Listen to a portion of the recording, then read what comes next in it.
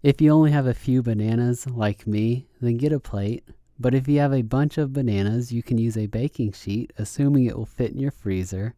Cover it with a piece of parchment paper or wax paper so that the bananas don't stick to it.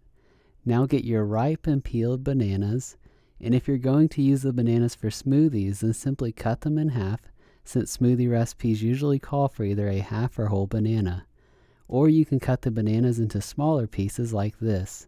Put them on the covered plate and don't let them touch or overlap, otherwise they might freeze together. Then put the plate in the freezer and freeze the bananas until solid. This could take at least 1 to 2 hours depending on your freezer. Once they're frozen, you can put them in a freezer bag. Try to remove as much air as possible, then seal the bag closed.